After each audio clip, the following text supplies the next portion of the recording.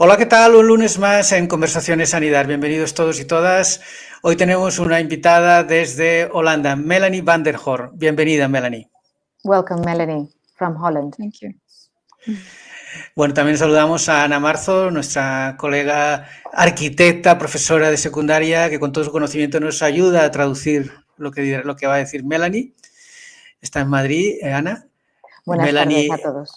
Mélanie está en alguna ciudad de Holanda saludamos a Alexandra Sánchez, editora hoy en Arca, que está en Buenos Aires, y yo, Jorge Raedo, en Bogotá. Os leo la breve nota sobre Mélanie. Nacida en 1975, es antropóloga cultural con especialización en material cultural. Desde 2007 ella ha trabajado como investigadora independiente, autora, curadora y conferencista. Sus publicaciones más recientes son Ladrillos y Globos, la arquitectura en las tiras de cómics, Spots in Shots, narrando el entorno construido en cortometrajes, y Diversión Seria, Arquitectura y Juegos. Bueno, pues por favor, Mélanie, ¿nos puedes explicar un poquito tu background, digamos, como antropóloga, cómo llegas a interesarte por la arquitectura? ¿Por qué? El espacio, la ciudad. So Jorge was just introducing you and asking now, the first question is, could you please tell us your background? How do you begin as an anthropologist and how do you develop all the studies towards the city and towards our environment? Urban environment. It all started with a research on so-called undesired architecture, so on controversial buildings. That's the buildings that people want to disappear or to change or to hide, or and I was studying the meanings that people attribute to this architecture, what they were telling about it, how they were representing it. That is how it all started, because usually when people do not want to have a building, they become more expressive about it. They start to express more precisely their thoughts and feelings about it. So that's how it all started. Do you need to translate in between, or shall I continue? I can translate, thank you. Nos comenta Mélanie que todo empezó con la tesis que escribió sobre arquitectura no deseada, es porque vio que había una serie de edificios que la gente no le gustaban, y entonces pues o querían cambiarlos o querían demolerlos o querían modificarlos de alguna manera. Y sí que es verdad que se dio cuenta que cuando una persona, cuando el público no quiere un edificio, se hace muy expresiva esa opinión y entra en detalle de manera muy, muy clara, ¿no? Especifica a la gente que no le gusta un edificio el por qué no le gusta ese edificio, ¿no? Y entonces ahí fue donde comenzó todo.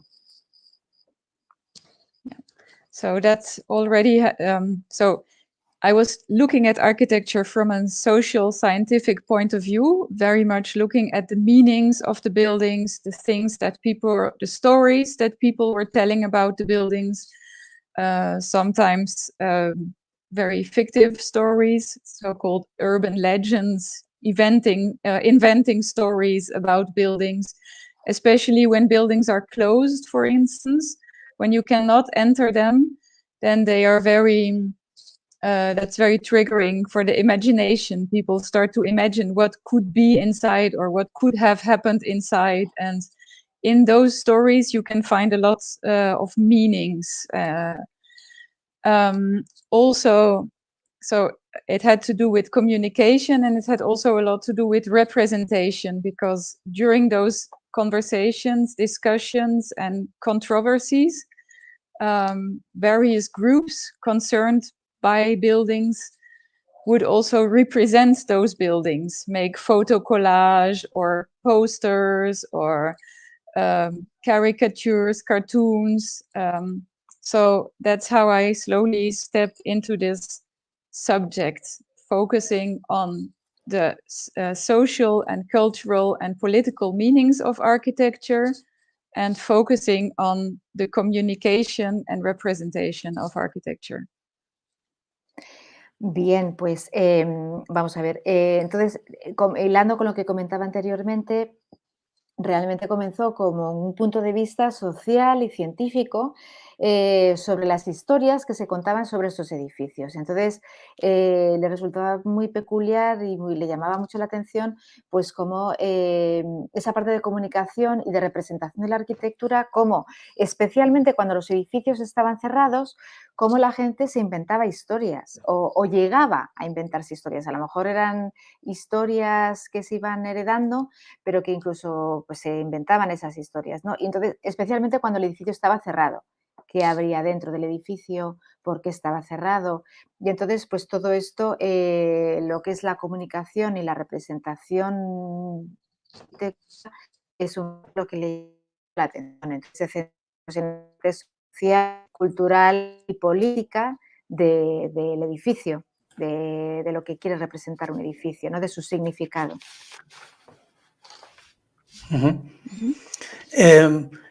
Bueno, y entonces, en los últimos años, Mélanie ha desarrollado una investigación en 3 líneas, si nos las puede explicar. Una son los cómics, los cortos de cine y los juegos de arquitectura, ¿no? O sea, ¿nos explica un poquito las 3 líneas? So, in your recent research, Jorge was asking you that maybe you've developed this like three different branches of your research. Which one is the comics? The other one is short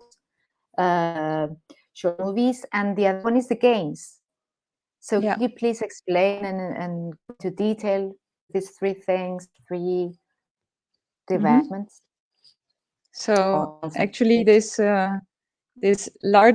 next research, which was a trilogy, it is actually in line with the previous one, because that's what they have in common is that it's about the communication, about communicating about architecture with non-architects. It's how non-architects tell about architecture and attribute meaning to it and represent it.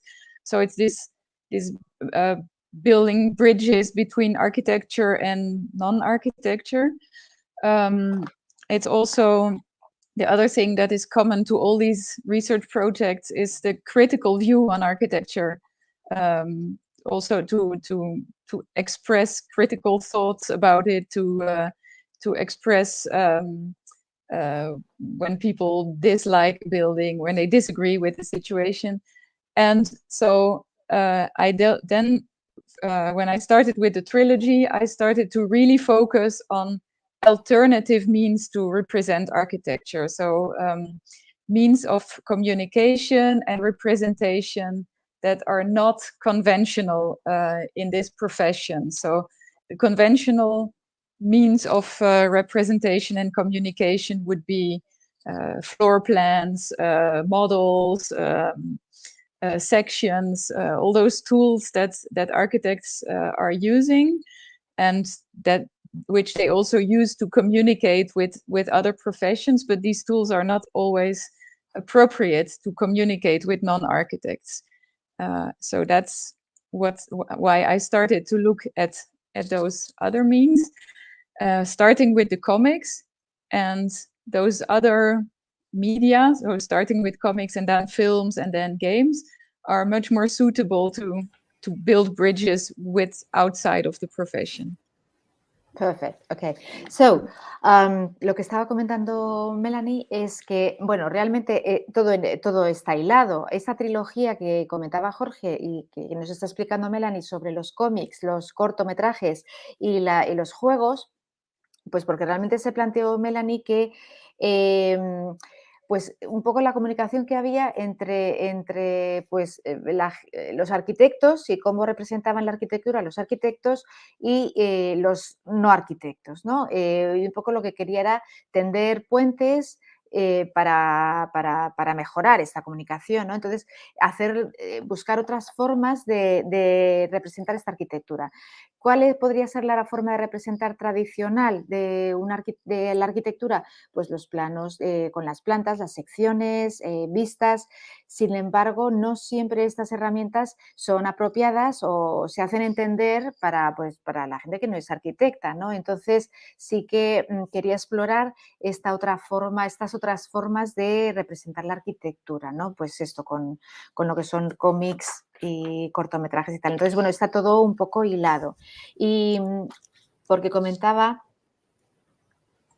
no, yo creo que eso es lo que... Sí, eso es. Que comentaba también un poco que pues un poco de una manera también de integrar en esa forma nueva de representación una crítica hacia la arquitectura, ¿no? Pues eso, gente que no era arquitecta, pues que podía estar en desacuerdo con ciertos edificios o con ciertas formas de construcción.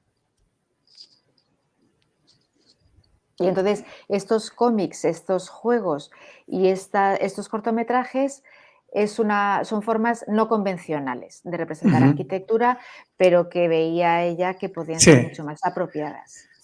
Mélanie, a mí me interesa, bueno, antes de entrar a esta línea de investigación sobre los juegos y la arquitectura, en la línea de los cómics, que yo soy un gran aficionado a los cómics, ¿nos puedes decir un poco en qué consistió la investigación, qué conclusión tienes o...?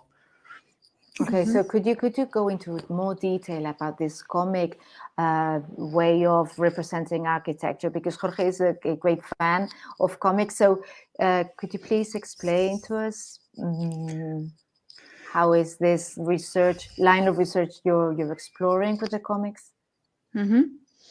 So roughly there were two sides in this comic exploration. One was more architectural critique, so reflection on architecture, and the second one was more towards the design and production of architecture.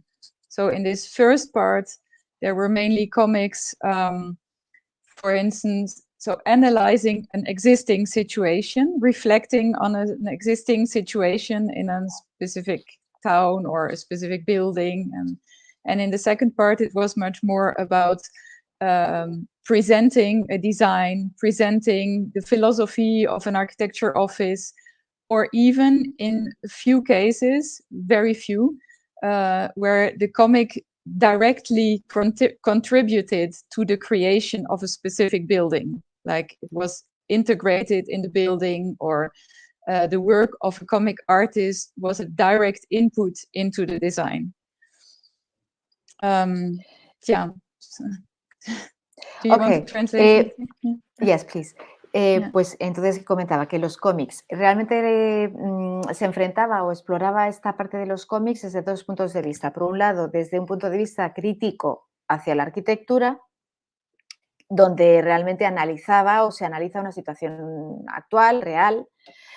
Y luego, por otro lado, el diseño, otro punto de vista que era sobre el diseño y presentación y producción de arquitectura. Y entonces, pues un poco con los cómics, pues cómo se representa la arquitectura y cómo se representa el diseño, incluso en algún caso muy escaso, cómo ese cómic formaba parte de lo que era el proceso de diseño de la arquitectura, en pocos casos.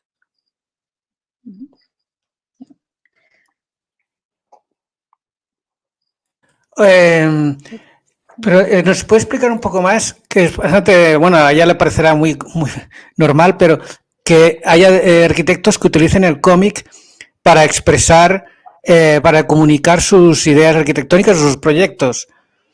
¿Cómo lo hacen? So this second part you were talking about how the comic could be an input in the process of designing architecture. Maybe we think it's quite strange. Could you please explain this point of view? This how a comic could be included in this designing process? So when it is about explaining a design, then the comics. So there are two possibilities. First, the first possibility is that that the design is first created and then presented and explained in a comic. I will tell you about one very interesting example that was also a winning entry in an international competition. That's a comic that was made by Wes Jones. Wes Jones is an American architect who is very often using comics in his work. And he made a design for the astronauts memorial at the John F. Kennedy Space Center. It was an international competition to design a memorial for astronauts who died when they were on a mission.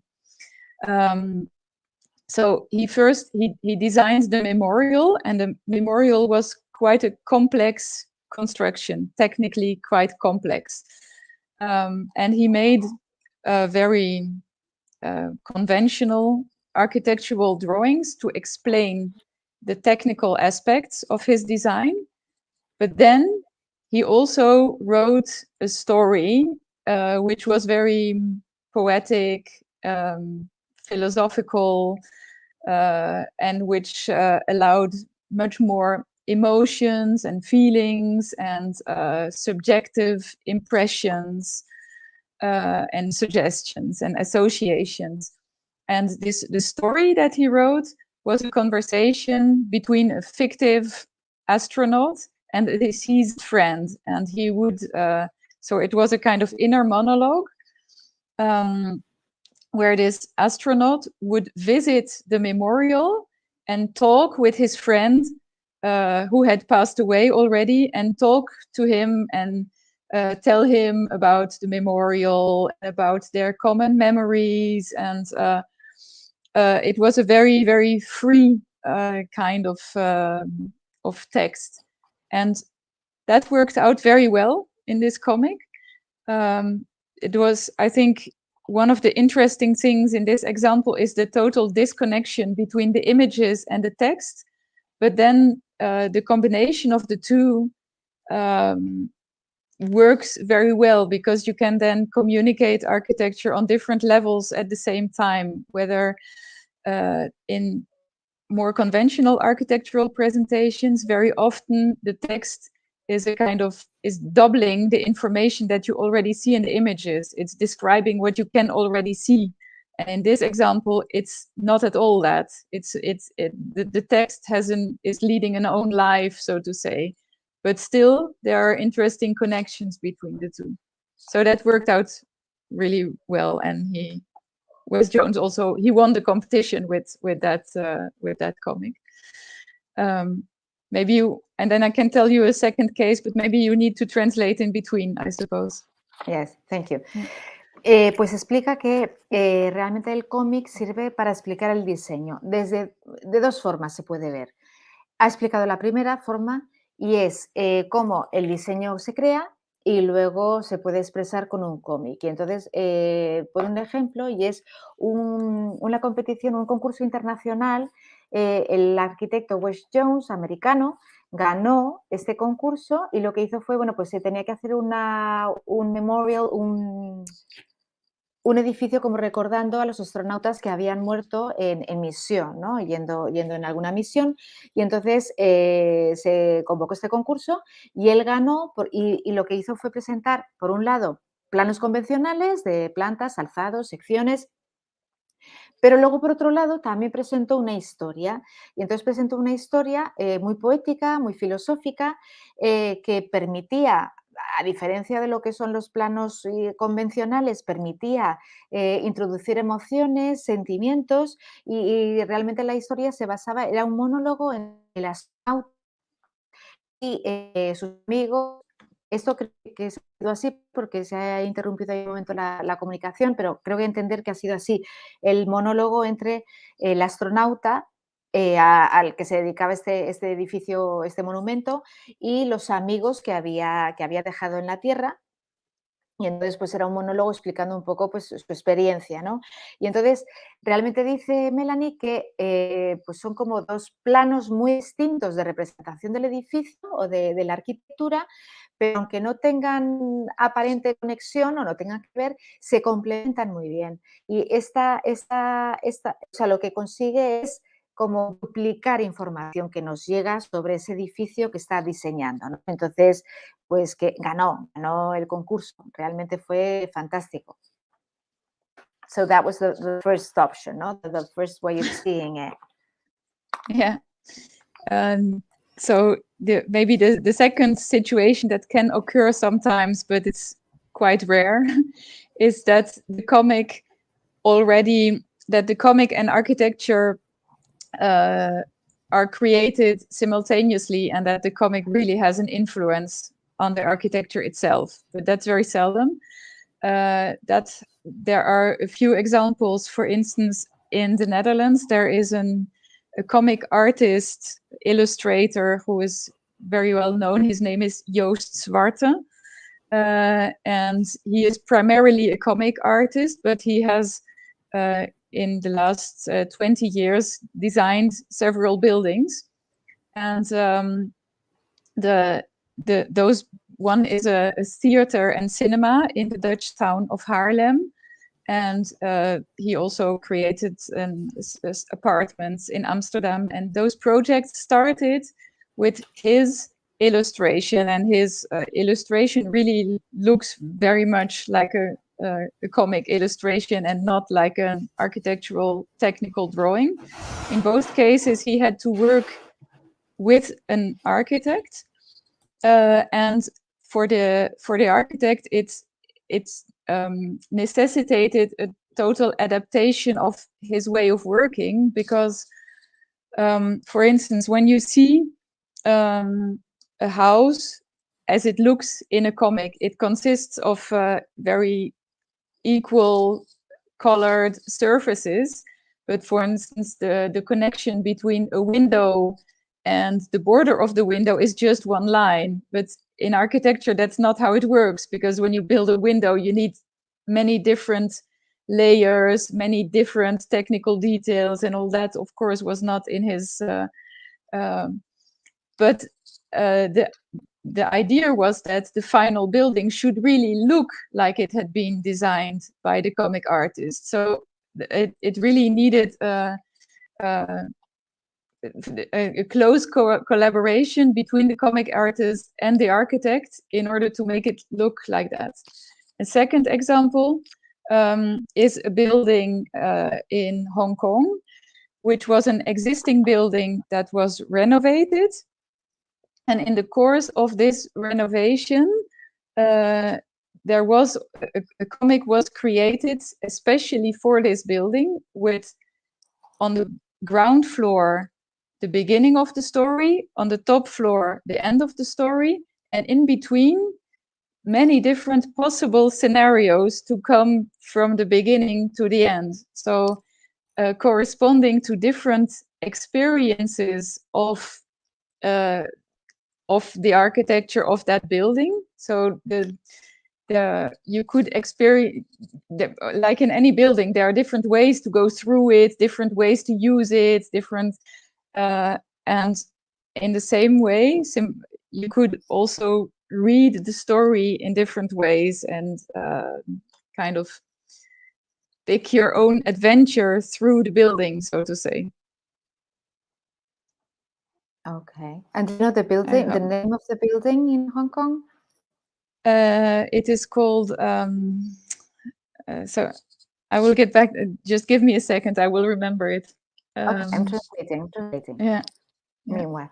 Ok, pues nos cuenta la segunda parte, la segunda forma de utilizar el cómic para diseñar arquitectura. Entonces la segunda, mucho más rara, mucho más escasa, nos ha enseñado incluso dos ejemplos, pero bueno, entiendo que es muy rara, y es cuando el cómic forma parte del proceso de diseño, ¿no? Y entonces nos cuenta el caso de un artista de cómics, John Bartu, creo que lo he cogido bien el nombre, es así. Entonces, trabaja mano a mano con un arquitecto y entonces ha diseñado varios edificios. Uno de ellos, por ejemplo, habla pues un cine y un teatro pues, que tienen esas dos funciones el edificio.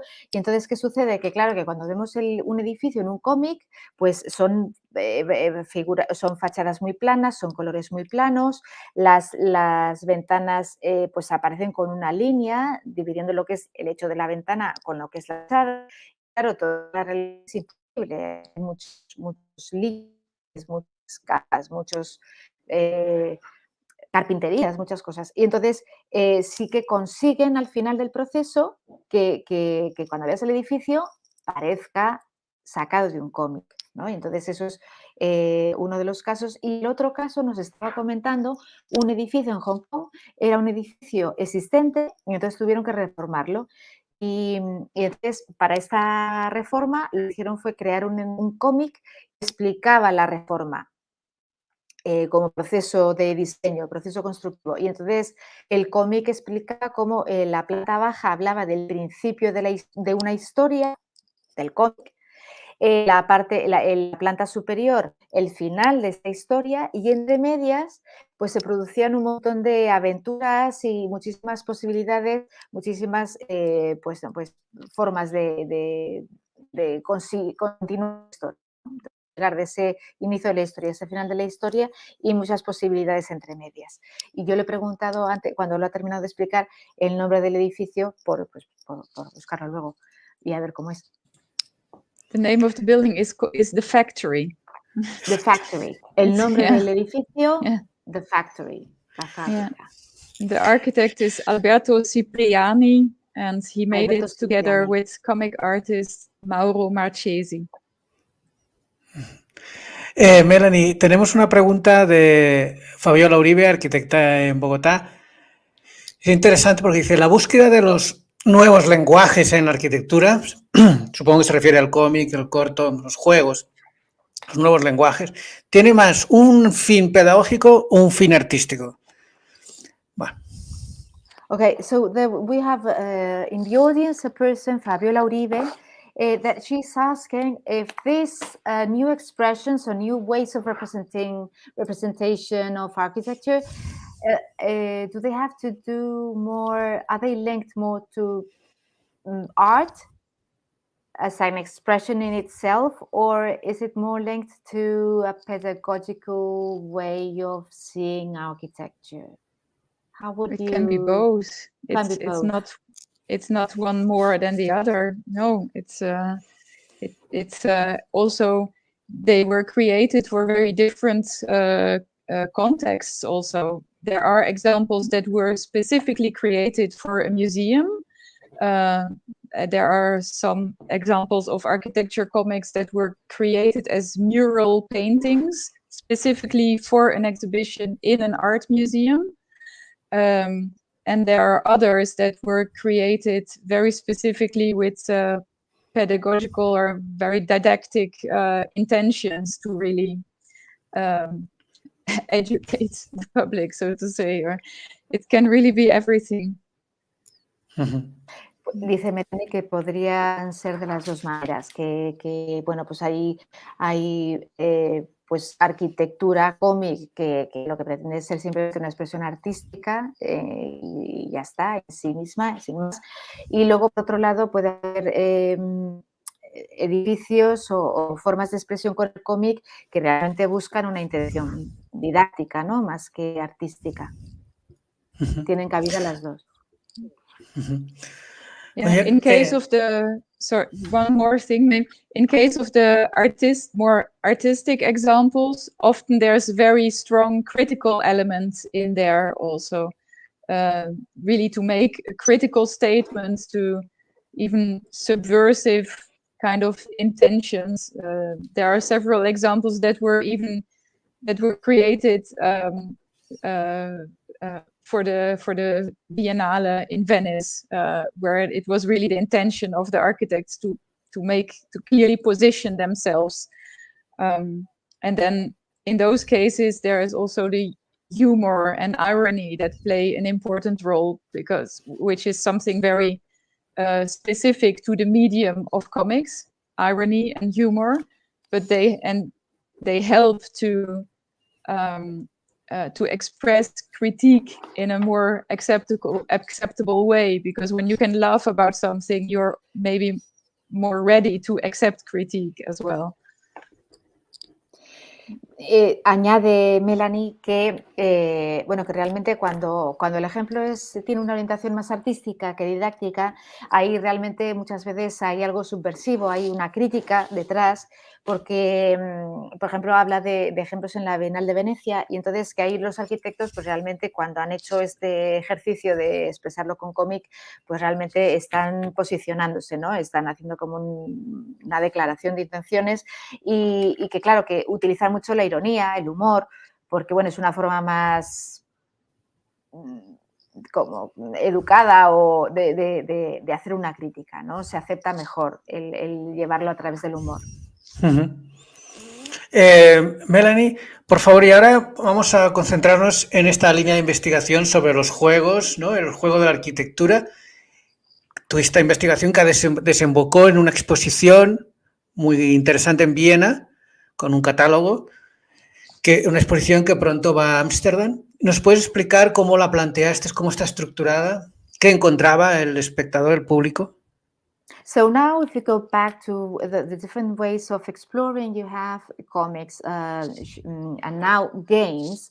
Could you please explain the exploration, the research you've been doing these last years about games and architecture, and how it has become an exhibition in Vienna and is moving to Amsterdam? Could you explain how you've exposed your ideas in this exhibition and what we can see inside? What can we see inside it? What can we learn about it? Yeah. So perhaps the main difference between the games and the other two media, comics and films, is that the games have this very interactive component. When you play a game, you're part of it yourself. It's very different from reading a comic or watching a film, where you remain external to the thing itself. In a game, you are part of it. And you, even if a game has rules, even if there are different scenarios that are planned by the game, still you have an influence on how the game is being played. You're part of the story. So that's this aspect of this immersive aspect of games, which is very typical and unique. So both in the research and in the exhibition, it was really important to do something with that. In the exhibition, we wanted to do two things. On the one hand, we wanted to reflect on the games. So to give visitors the tools to critically look at the games and to understand the messages that are hidden in the games. And if you want to reflect, you need some distance. You cannot. It's difficult to reflect on a game at the moment that you're playing it. But we also, of course, wanted people to be able to play in the exhibition. So I think this going back and forth between reflection and the required distance for that, and playing, which is an immersion into the game, that was, I think, one of the main things in the exhibition. There's more, but maybe you translate this in between, or? Pues nos está diciendo que lo primero, que la diferencia entre esta forma de expresión, los juegos y los cómics y lo que puede ser un corto, es que tanto en los cómics como en los cortos, el espectador o la persona que ve que lo percibe, se mantiene externo. Mientras que cuando hablamos de juegos, es interactivo. Esta persona, el público, forma parte. Por mucho que pongas escenarios, por mucho que establezcas una serie de normas o de reglas para jugar, tienes una influencia sobre cómo evoluciona el juego, cómo se desarrolla el juego. Y entonces, pues, quería estar exposición que planteaba o cómo estaba enfocado era de dos maneras. Por un lado, el hacer una reflexión sobre el juego en sí, que para eso se requiere una distancia, se requiere dar un paso atrás y un poco analizar de qué es ese juego, qué es lo que pretenden con ese juego. Y por otro lado, al jugar, pues estás como... estás dentro del juego, ¿no? Estás formando parte del juego. Entonces, ese juego de salir y ver qué pretende el juego y entrar y participar y formar parte del juego. Ese juego de entrar y salir es uno de los puntos principales, ¿no? de la exposición. Y aprender de ello. Shall I Entonces, continue, or do you have a question in between? Or? no, you can continue, please, Mélanie. Okay. So the second, I think, important aspect is that on the one hand, there are well-known game genres. For instance, there are dolls' houses that are very well-known architecture games. Then there are construction toys, of course, and the third genre among the architecture games are the so-called city building games. And all of those exist both in digital and in analog form. But those buy in toy shops or on the internet, or they are different from the applied games that were specifically invented to be used as tools in architecture practice. So that was the second issue we had to deal with in the exhibition.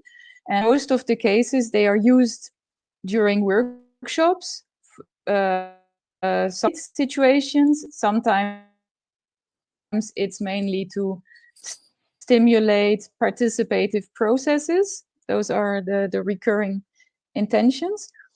But in all those cases, they are played in workshops where someone is moderating what happens. So that's very difficult to exhibit in an exhibition where there is no moderator present and there is no workshop situation. So that's one of the things we had to cope with. Then there's a third thing I can say about the exhibition concept, but we need a translation in between, I suppose. Yes, but could you, because, okay, let me see if I understood. Maybe I did. Creo haber entendido lo que ha comentado Mélanie. O sea, hay el primer punto de vista ya lo he comentado, que es, bueno, realmente un poco el ver, el dar un paso atrás y entender el juego, o de jugar y formar parte de ello. Hay un segundo enfoque que querían analizar con esa exhibición, o querían proponer o exponer, y es que hay una serie de géneros dentro del juego, y entonces por un lado hay juegos dirigidos a adultos y que tiene que ver más sobre la técnica de la arquitectura y está más enfocado a la parte profesional del asunto. Y luego por otro lado están los juegos de construcción, y hay un tercer género que es sobre la construcción de ciudades, ¿no? Juegos sobre construir ciudades, tanto de manera analógica como de manera digital. Y entonces, pues un poco lo que planteaban en la exposición es que normalmente cuando, por ejemplo, sobre todo hablamos de juegos que tienen que ver con la arquitectura de manera así más específica y más profesional, hay un moderador, hay alguien que te dirige, hay alguien que te va indicando qué tienes que hacer, qué no. Y entonces, pues realmente en esta exposición no había ningún moderador, no había nadie que te explicara, no había nadie que te indicara qué es lo que tenías que hacer. Y entonces, pues bueno, querían ver un poco qué pasaba, ¿no? Cómo plantear estos juegos y a ver qué sucedía, ¿no? Sin haber moderador, sin haber nadie que te guiara, pues qué resultados sacaban. Creo que es lo que he entendido. Is it? So there's a third one. Y dice que hay un tercer enfoque que ahora nos va a comentar.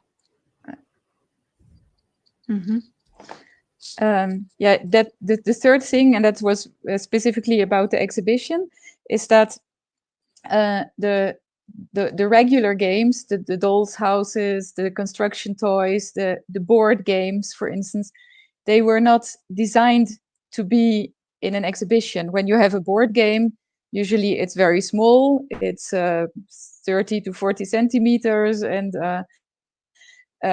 it's you can display it as an object, but that's not a really interesting thing to do in an exhibition. And people if people would like to play a board game, they would first need to read all the rules, and that would already take half an hour, and no one would do that in an exhibition. So all these, and it's a bit the same with construction toys or with dolls' houses. If you would let people play with the dolls' houses in an exhibition, it would soon become very messy.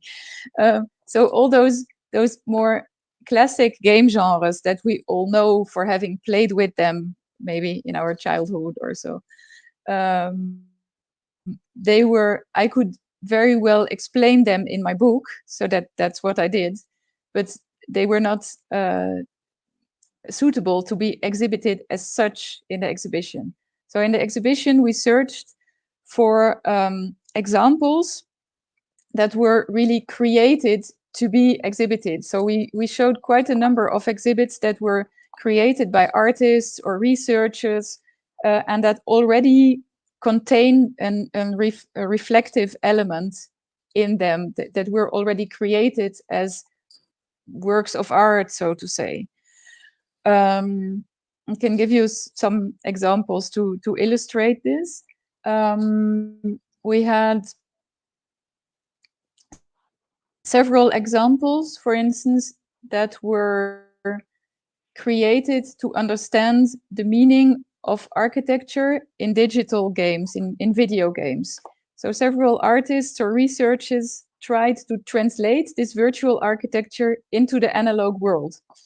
There's one researcher, game developer who did that by, and photographer, who has different professions. He played different video games and projected always the image on a wall.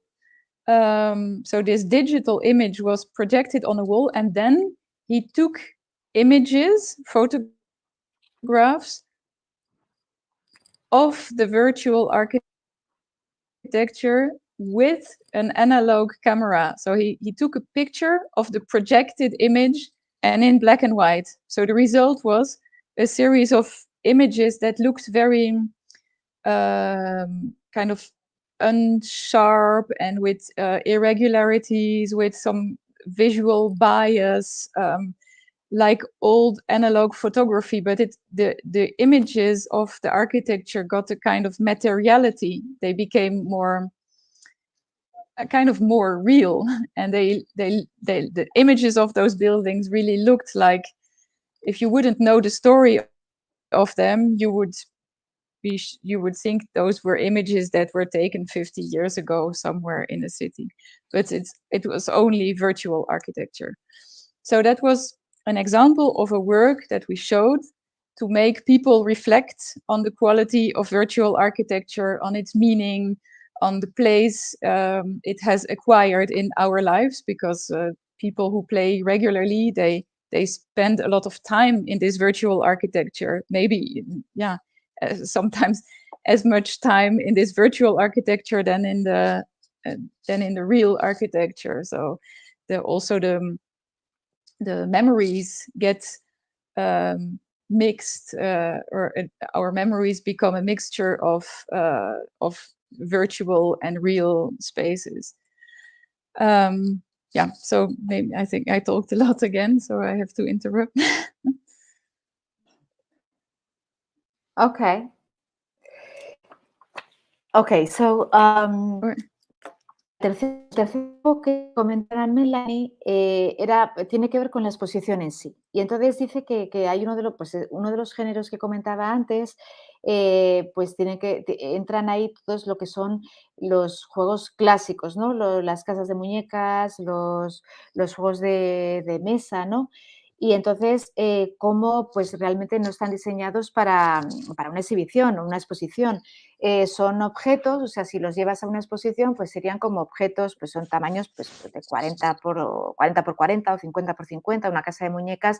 Si todo el mundo se pone a jugar en la exposición, pues al final es un lío, no entran las manos, bueno, es complicado. Y entonces, y no vas a poner el objeto en sí, no tendría así mucho interés en lo que es la exposición, la intención de la exposición que quería plantear Mélanie, ¿no? Entonces, sí que todo el rol o el significado de todos estos juegos sí que está explicado en el libro en libros que ya he escrito, pero en una exposición cómo explicarlo, ¿no? O cómo ver lo que quieren decir o lo que nos quiere transmitir. Entonces, lo que sí que preguntaron a varios artistas o investigadores cómo les pidieron diseños para que estos juegos de escala más pequeña se pudieran trasladar a esta exposición.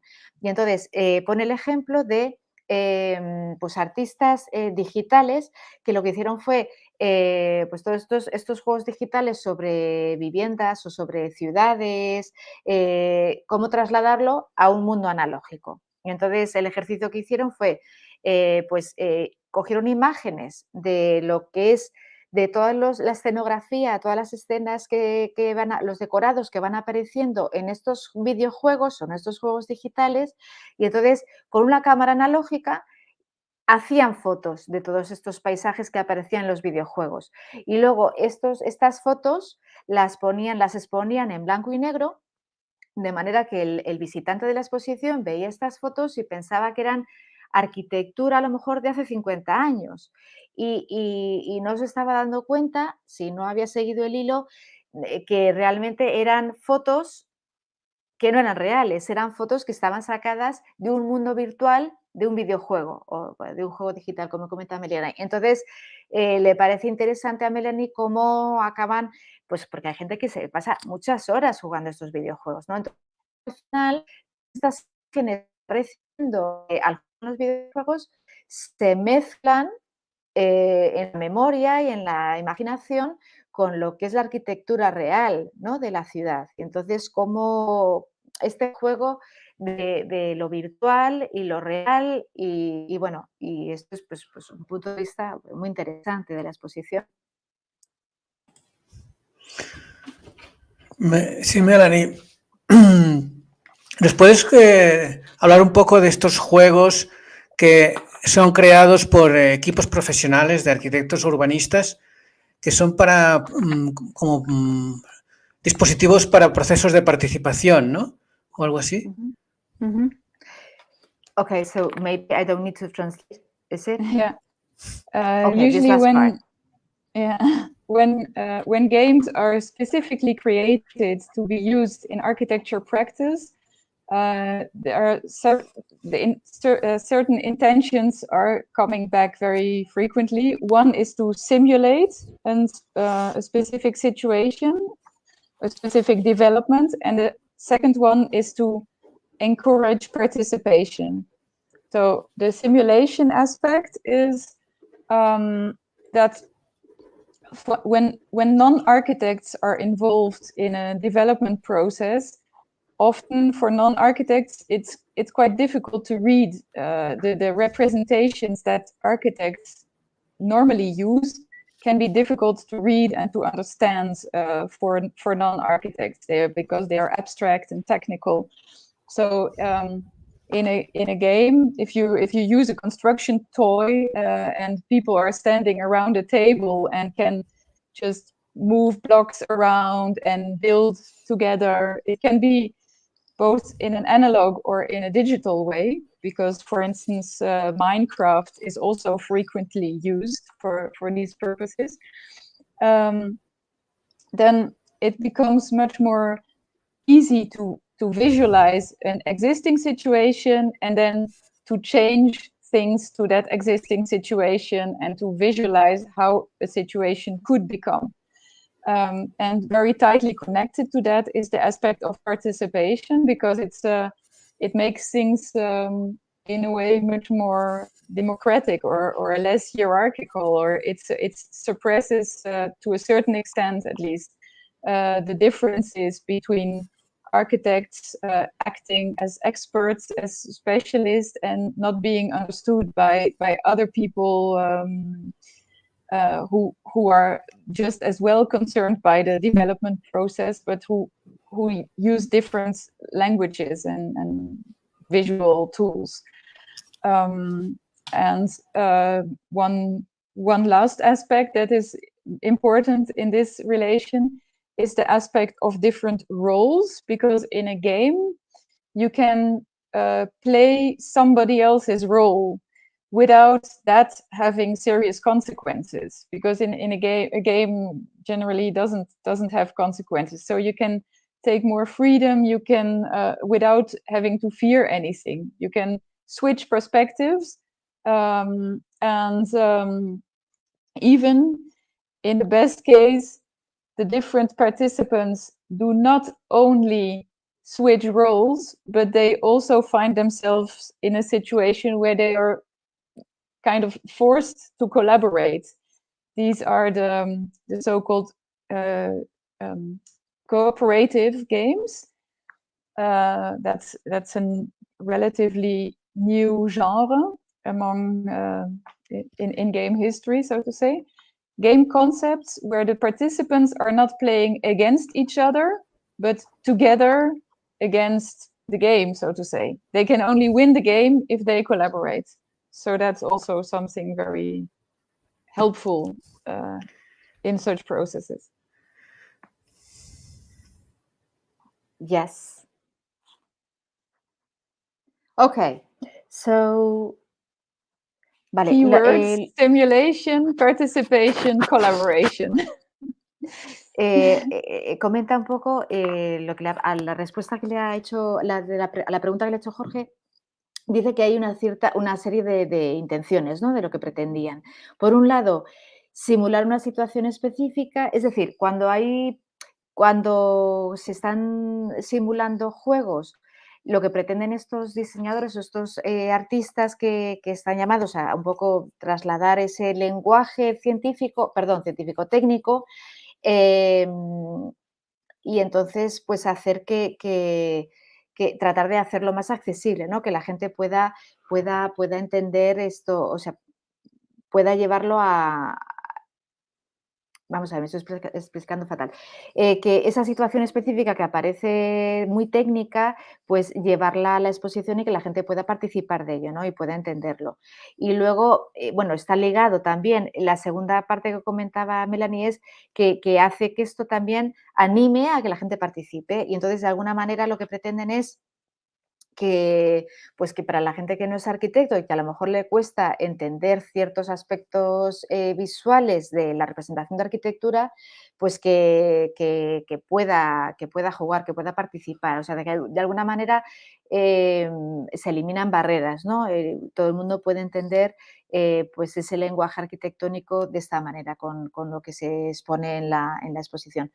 Y luego, por otro lado, comentaba Mélanie, un último aspecto que querían también mostrar en la exposición es que el hecho de que el público pueda, un jugador pueda adquirir roles que no ha adquirido antes, porque realmente es un juego, no hay consecuencias en el juego, y entonces puedes cambiar puntos de vista y luego se introduce un nuevo género de juegos que son bastante modernos o que se han desarrollado últimamente, que son como juegos cooperativos, que no es que uno juega contra otro, como son los juegos más clásicos, sino que tú ganas al juego si colaboras con otro jugador, ¿no? Con otro compañero que está en el mismo juego contigo.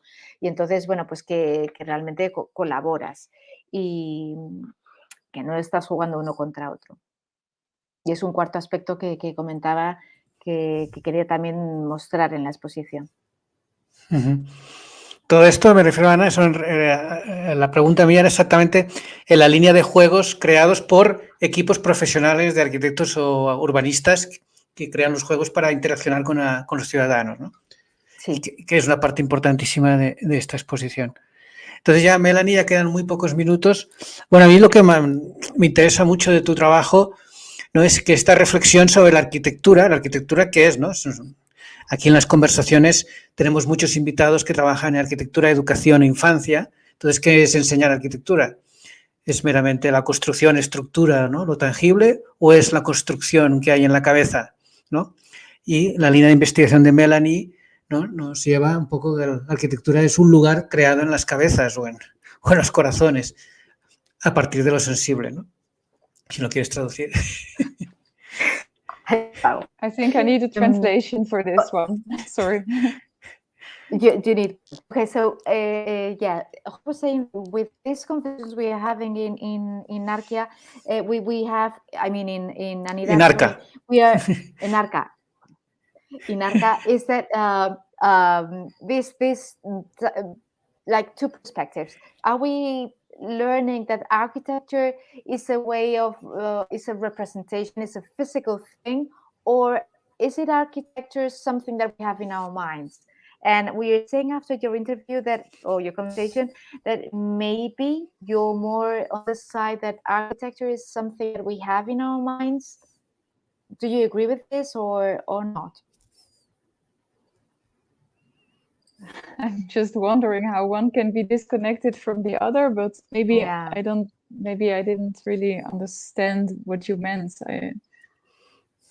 Bueno, entonces, no era tanto una pregunta, era una observación. Una O sea, no, reflexión. It was something he was like thinking out, like how architecture can be so many things. Architecture is a physical thing that we represent, that we live in, that we have in our cities, but also with this exhibition, for example, you're talking about, or these pictures that you talked about, like the taking pictures of a digital world, and how can they get confused in your minds? Now, how can also architecture can be something you have in your mind, which is not necessarily followed in the physical life or city, or but it's something he was just thinking about and just sharing.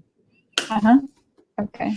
Okay. So now, por favor, ¿nos puedes hablar de la exposición que se va a ver en Ámsterdam? ¿Cuándo empieza? ¿Cómo podemos llegar a ella? Amsterdam exhibition. How is it? When is it going to be?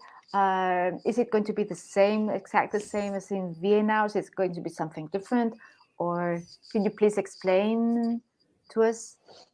So to a certain, if you want, I don't know if there's still time for that, but I can show you some images of the exhibition in Vienna if that's no. No, I'm afraid we don't have much time. So okay. So in Amsterdam, it's it's an exhibition about the same theme, but it's the place where it will be presented in Amsterdam is a local architecture center. It's not a national museum, but it's a local architecture center. So we also want to show very specifically games that are centered on the city of Amsterdam. For instance, we will have an entirely new unit that we did not have in Vienna that shows the city of Amsterdam seen entirely through the perspective of different games. How does Amsterdam appear in games? What impression do you get of the city? And then you can think on, for instance, in board games, very often the game board is a plan of the city. So what does it show? Does it show the entire city? Does it always show the same districts? Which buildings appear? Which iconic buildings? But of course also which contemporary buildings are slowly introduced into games and integrated. Do the games show the dark sides of town also, or do they only show the very symbolic highlights? All those kinds of things. So that's an entirely new unit, and also in the unit which goes more towards applied games or games used in architecture practice. Also there we have found new examples that are relevant for the public in Amsterdam. And I think, and the third relevant change compared to Vienna is that the exhibition architect in Amsterdam, she is called Daphne Wiegers. She did her final research at university on games, and she is specialized into what regular architecture can learn and take from game architecture. So it's very interesting to collaborate with her because she is bringing in a few interesting projects, and at the same time she is also designing the exhibition. Ana, en 30 segundos, ¿eh? A ver, dice, bueno, pues que Ámsterdam en la exposición de Ámsterdam va a ser en un centro más local, más pequeño, más reducido, no es un museo nacional, entonces pues va a ser más pequeño, se va a centrar en juegos y realmente una unidad que incluyen en esta exposición es juegos que tienen que ver con Ámsterdam y que están reflejando Ámsterdam. Hasta qué punto esos juegos de mesa reflejan siempre los mismos barrios, arquitectura simbólica o que sí plantea la cuestión de enseña zonas más oscuras, no tan turísticas como puede, yo qué sé, de la ciudad. Y luego también, bueno, pues está colaborando con una arquitecta que está estudiando, está especializada justo en cómo los juegos pueden aportar a la arquitectura que vemos todos los días por las calles, ¿no? Y básicamente eso es lo que está comentando. Fechas, dates of the exhibition, when is it going to be? It will be opened on the 9th of December and it will remain until the 28th of May. Pues va a estar abierta la exposición en Ámsterdam desde el 9 de diciembre hasta, which date of May? 28th. 28th, hasta el 28 de mayo. ¿Dónde? The name of the local It's architecture called center? Arkham. Arkham. Yeah. Arkham, like the psychiatric in the comic. Arkham. No? Arkham is the psychiatric place in the comics. It's spelled Arcam. C-A-M. Yeah. Okay, so it's Arkham, tal cual. Yeah. Arkham. Ok. So, bueno, pues muchísimas gracias a Mélanie, ya nos hemos pasado del tiempo, no podemos continuar. Les compartiremos en las redes los links de las exposiciones, al menos la de Viena.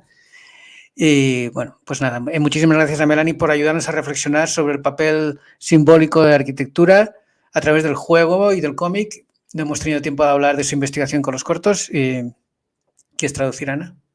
Thank you very much. We've been sharing with you this relationship between architecture and games and comics and architecture, and it's been a pleasure. We're very happy to have you here.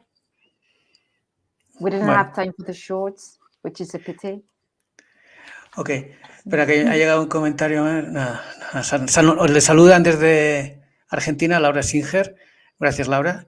We have audience from Argentina listening. Melanie, thank you. Un saludo a Ana Marzo, que está en Madrid, gracias por la traducción, y a Alexandra Sánchez, de editora Hoy en Arca, que está en Buenos Aires. Nos despedimos hasta el próximo lunes. Chao.